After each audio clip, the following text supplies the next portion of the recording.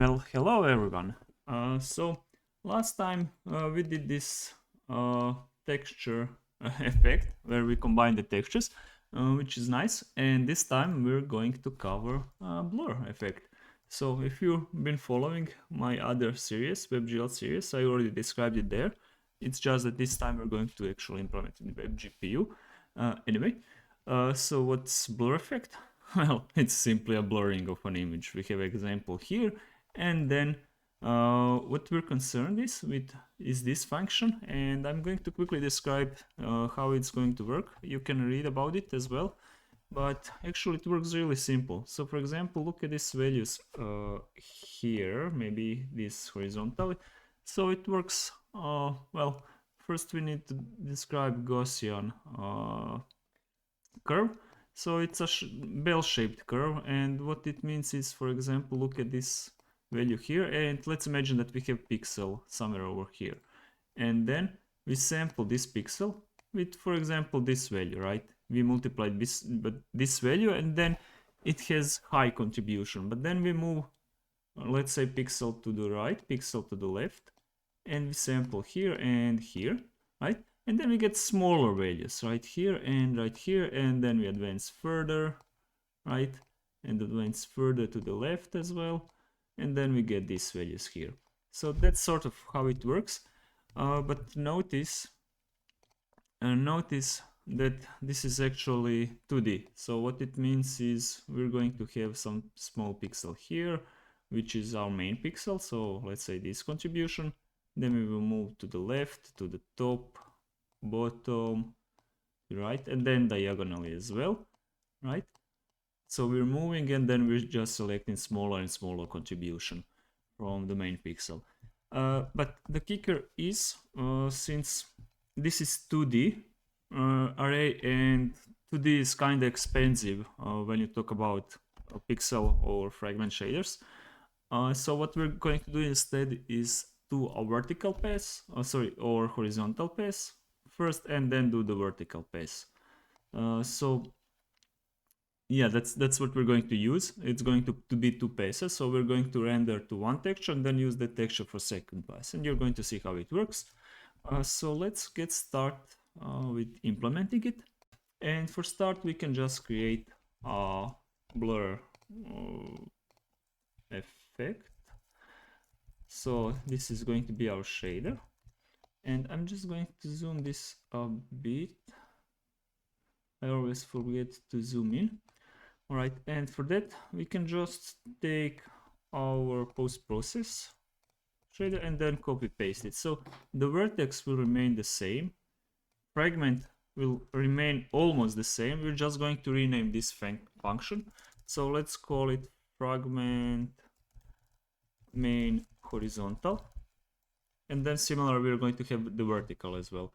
Now for the values that I showcased earlier, we had this matrix, so I'm going to use this, and then I'm just going to add small description here.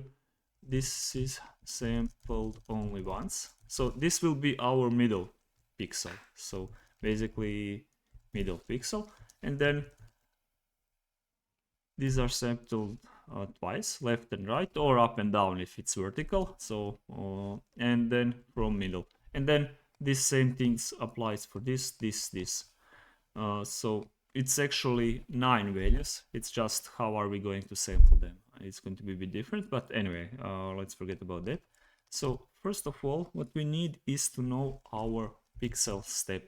So let's just say horizontal pixel, and we're going to move.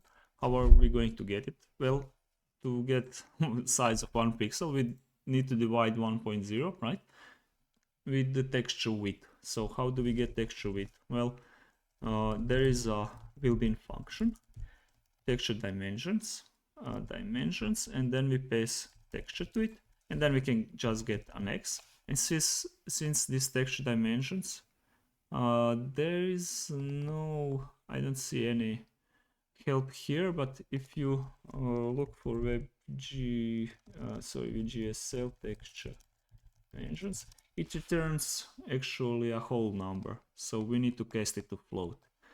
Right, maybe I can find it somewhere. here you can somewhere find all the functions that are in that are specification of WGSL, and you can see it returns U32 or VecU32 if the texture is two-dimensional. So that's why we're casting. Then we have our horizontal texture. So what we're going to have here is result. We can rename this sampler texture. And then here, let's just multiply by our weights. So which weights? Well, the one that's supposed to be middle. So this one.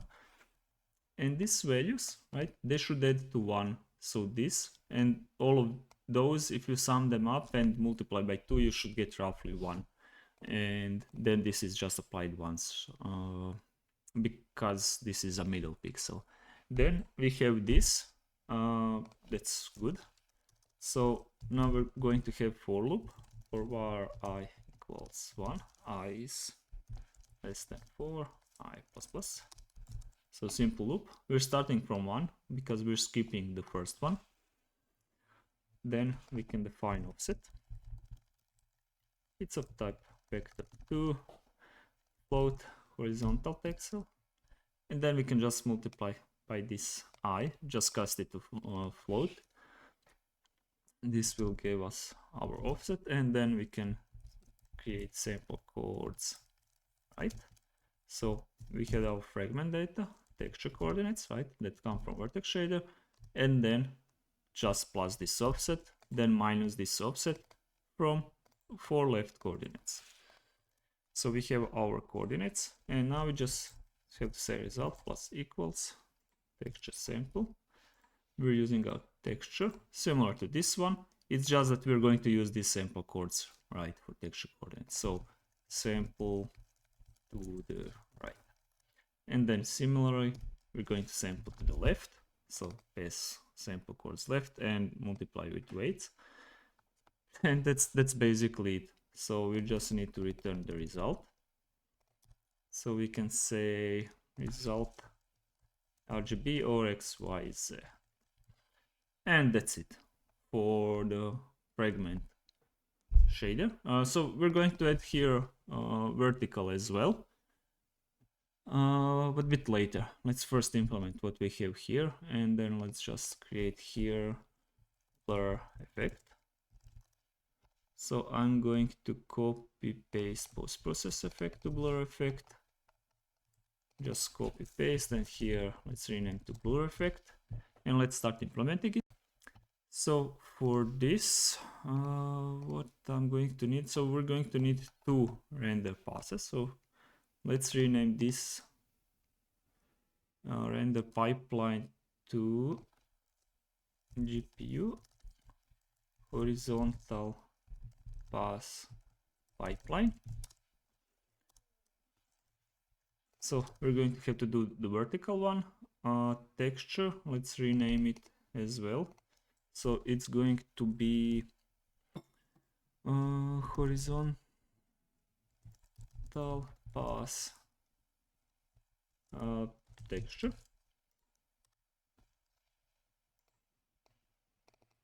Or render texture, even better. Horizontal pass render texture. So let's put our horizontal pass, and then further we also need, and I can just, I probably don't need this GPU, I'll just rename it horizontal. And then we also need, but this is private now, should be private, and we're also going to need bind group. So let's just copy paste this bind group, rename it to horizontal pass bind group.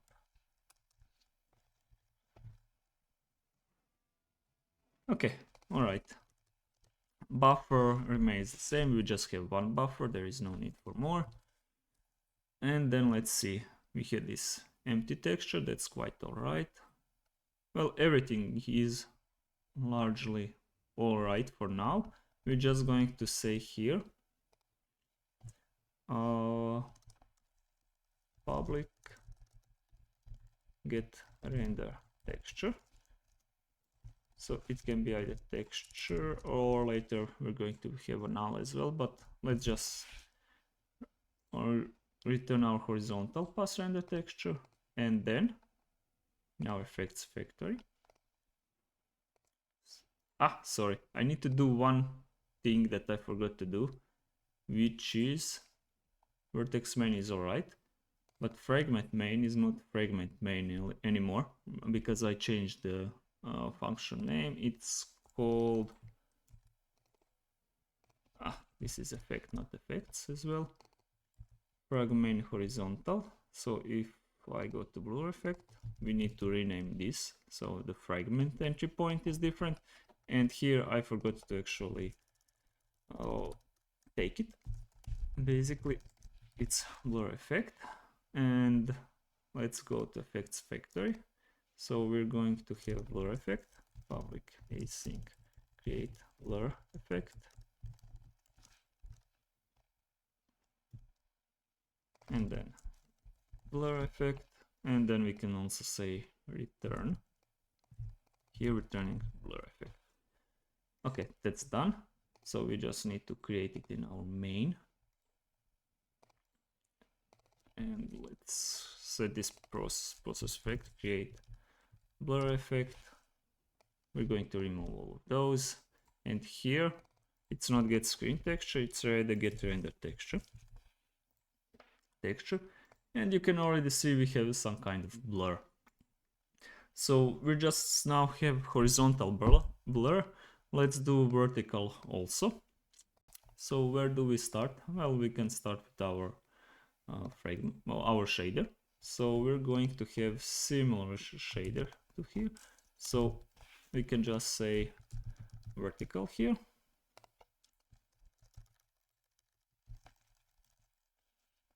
A nice thing about WebGPU compared to WebGL is that you can do everything in one shader just by renaming the functions. But here it's going to be Y, it's going to be vertical texel now.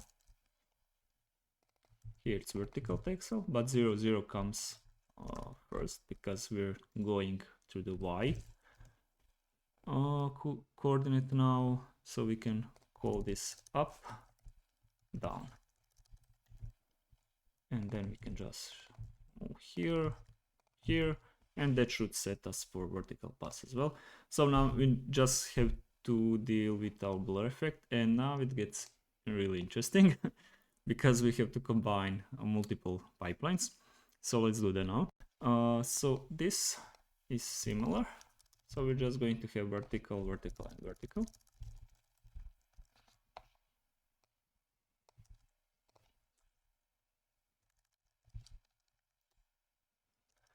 Now a bit of refactoring here because I need to do some stuff. So I'm going to have, because we need to create two pipelines and I don't want to describe both of them multiple times. So we're just going to move the current one that we have here. Let's leave shader code here. We just need one shader model, but then this code, we're going to move this pipeline descriptor here. Terrible. So move the pipe. Oh my god. Let's see. Paste.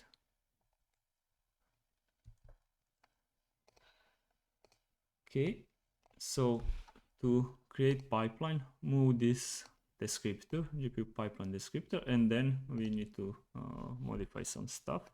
So we can actually create our shader module as well. We're just going to pass source code. Actually, our module could be outside as well, but it doesn't matter. So we're going to need shader source. We're going to need texture bind group. So pass this, right? It's required here.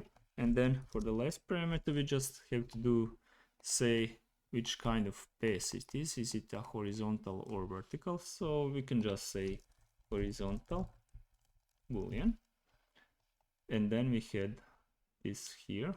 So if it's horizontal, entry point we can use this, otherwise we can use vertical, right? Okay, so what do we need further? We actually need to create it here, where we in create pipeline. So we can just create pipeline and return it. And I can say here, what am I returning? GPU render pipeline. All right. So, we're creating a texture. If you look at this, we had our code for horizontal path texture, so we need to do the same for vertical.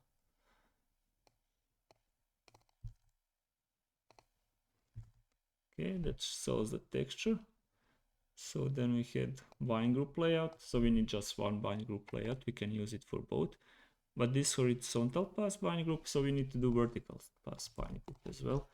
And why do we need two? Well, because texture is different, right here.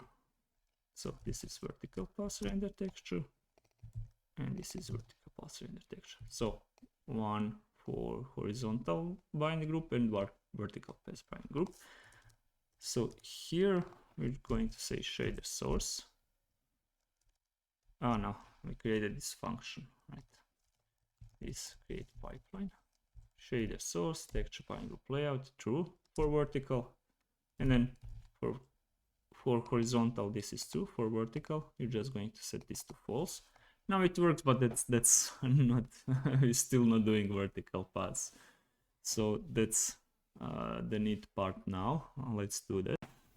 So we're going to need to change our draw method quite a bit. So let's start with it. So first of all, let me just see what I'm going to do. I'm actually going to create two booleans. So this will be interesting. So I'm going to have do horizontal path. So this is not mandatory, but it's just so that I can showcase spaces later. And then let's go to draw. So what's the destination texture view here? Well, so since we need to render into vertical path, so right. So why is this? Well, basically we're doing horizontal path. Maybe I can showcase it. So we have our scene texture, which was usually, right? So we had our scene texture, which was usually this destination texture view, and then we had shader, right? Some post-process, and we were feeding this screen texture as an output of post-process. So disregard this. So our post-process was rendering to scene texture, but we now had two steps. So first step is let's discard this horizontal path. And where do we render? Well, we render to vertical texture, right? Why is that? Well, because our vertical path is feeding that vertical texture in, and then it will render to destination texture view or screen texture. So to recap here, so we have horizontal path, which is rendering to vertical texture, all right, and then the vertical texture is input of a vertical path, and then it's rendering to screen texture finally. Okay, let's do that. I mean, it's a bit complicated to describe it, but that's how it is. So we had our horizontal path, everything is good here. And then we can just copy paste this again.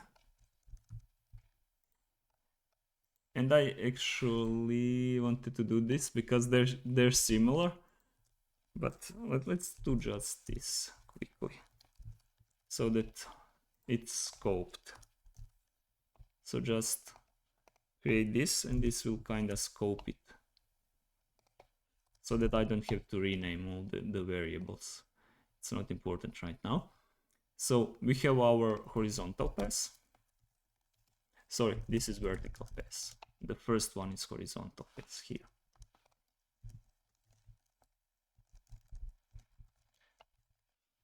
Since these are constants, you actually can rename them or just pass in this well,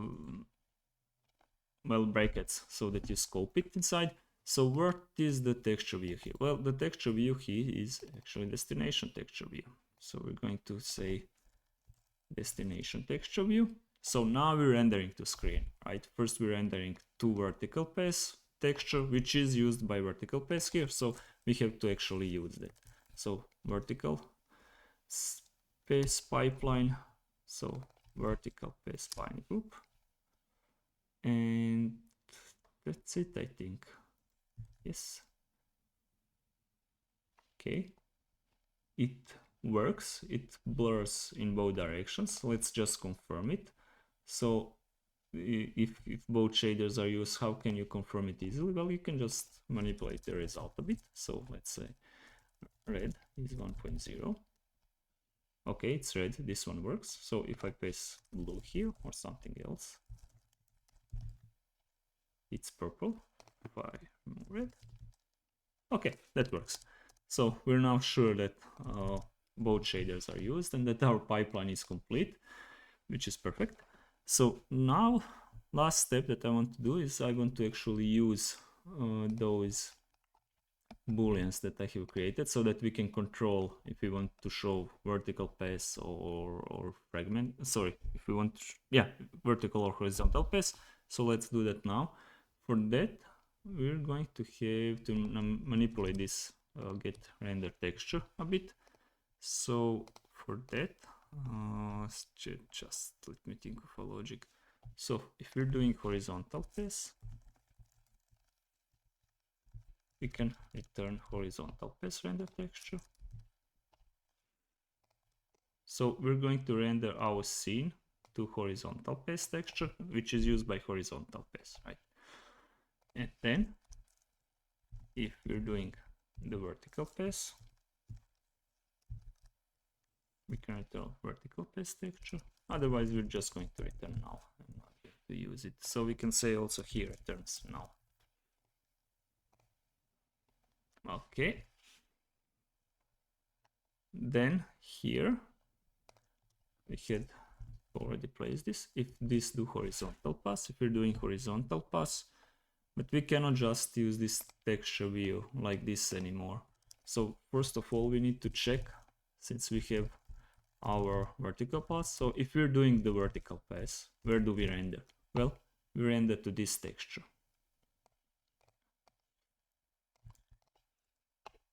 But if we're not doing the vertical pass, where do we render? Well, to our destination texture view. And then let's just say here texture view. And if here, we just have to place if this do vertical pass. Do we have to change anything here? No, we don't. That's it. Let's just try playing with that effect. So we hit our process. We get render texture, but it can be null. So let's just set this if post-process effect do horizontal. Well, let's just say if it has texture. It's simpler.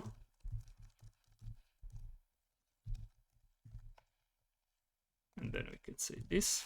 So if there is a texture, we know that we're rendering.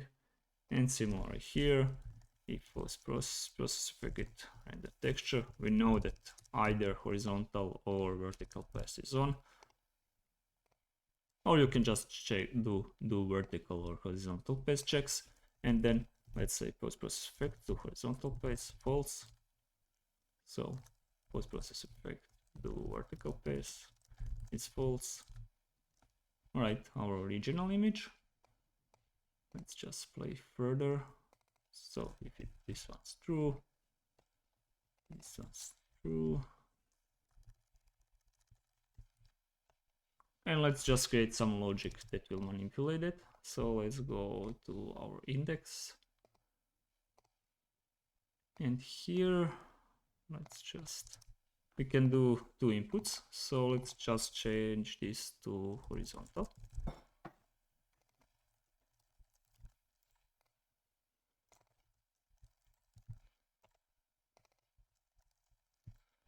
And type of it is, this is wrong. It should be type checkbox. ID is horizontal, and then, well, that's basically it. We can just close it. We can do the same for vertical.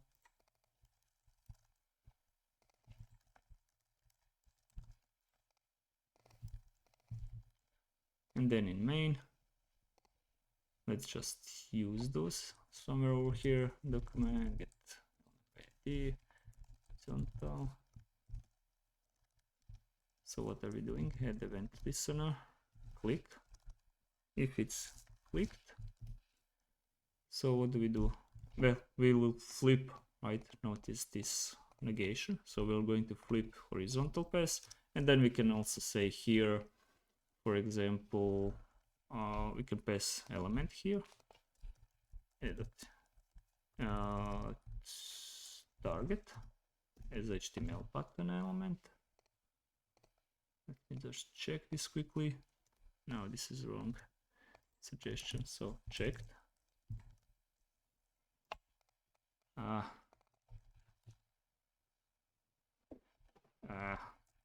suggestions around. Checked. So our horizontal pass, and then similarly our vertical.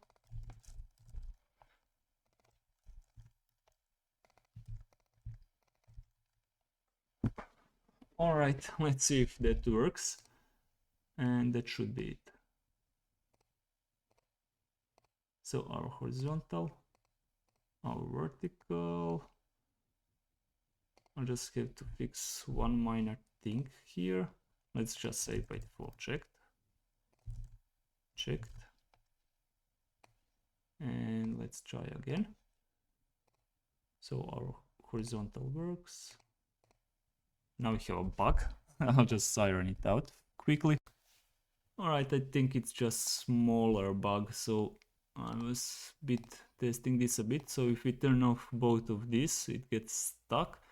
And I guess it's somewhere over here. Without check, there must be something over here. So let's just check it quickly. It must be in our post process.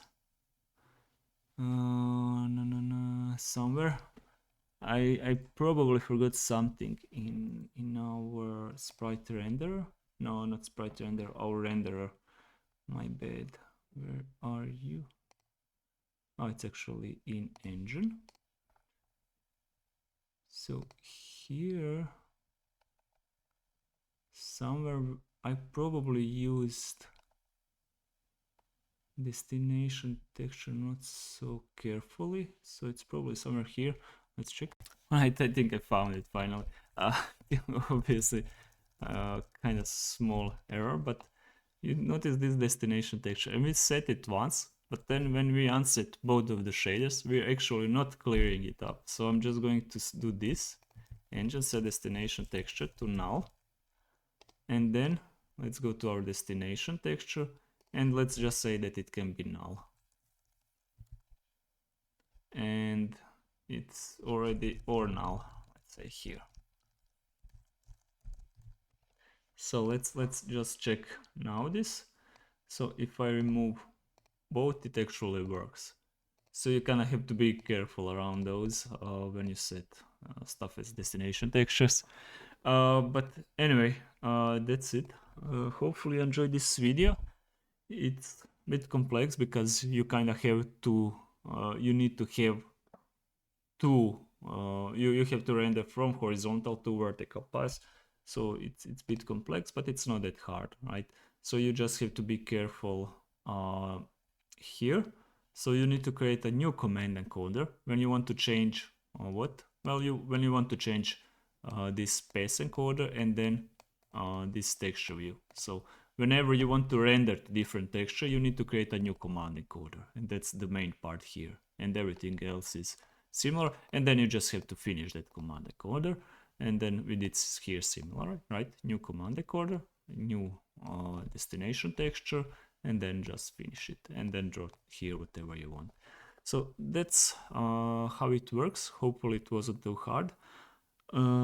If you like the video, please like, subscribe. You can also join Discord channel and then ask any questions if you have any. And until next time.